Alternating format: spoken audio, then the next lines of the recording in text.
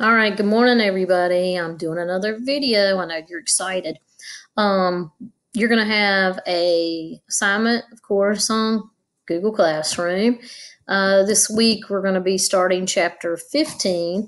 Some more stuff about slavery and the causes of the Civil War. And then after spring break, we'll get to that project that I've mentioned a couple of times. You will have a research project, again, on the Civil War. So just know that's coming up. So the assignment will be in here, and one of the assignments is going to be to do some questions. I know you're excited about it. In the textbook, there's not that many, but I want you to actually really read some stuff.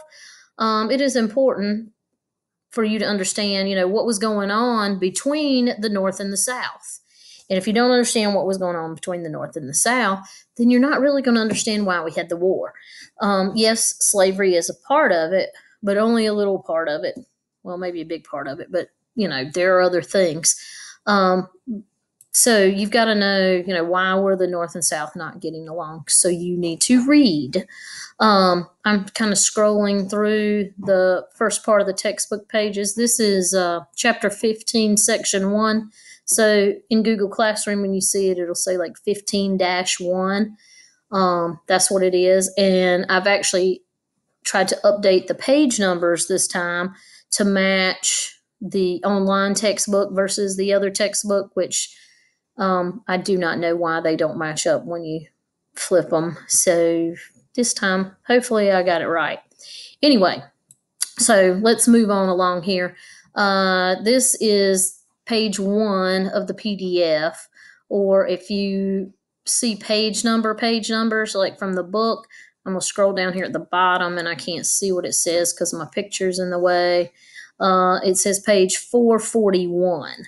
So just know that I will try to use the textbook pages, and I may use both just so you got it. I don't know. We'll see what happens. So in the first part here, it says the North and South take different paths. Well, back in chapter 11, which has been a while back, we talked about how, in the North, we had all the cities, and they were growing, they were becoming overpopulated. But then in the South, you had all the agriculture. That's where your farms were. And there was a big difference, too, in money. North, more money, South, poor.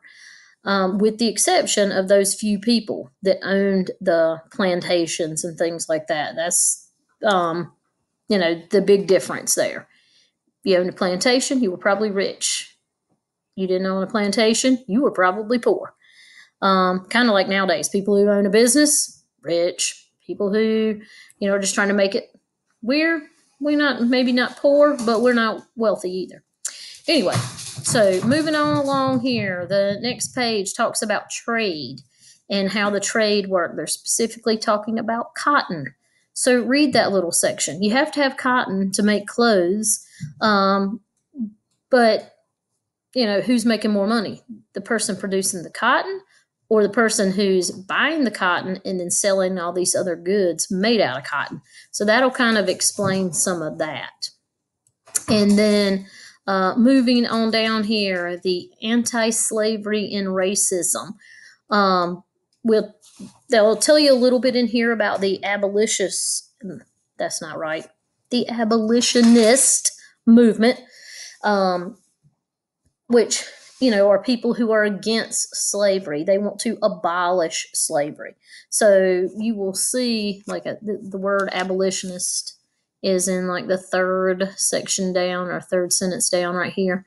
They are trying to stop the spread of slavery and slavery in general. You have a section that will be coming up on IXL about that as well. I think there are only 3 questions on that section, so I included 2 different sections, so for a total of 6 questions. So moving on along here, the Wilmot Proviso. I'm not really going to ask you that much about it other than what it is, like a definition. So just know that little chunk, you won't have to read as much.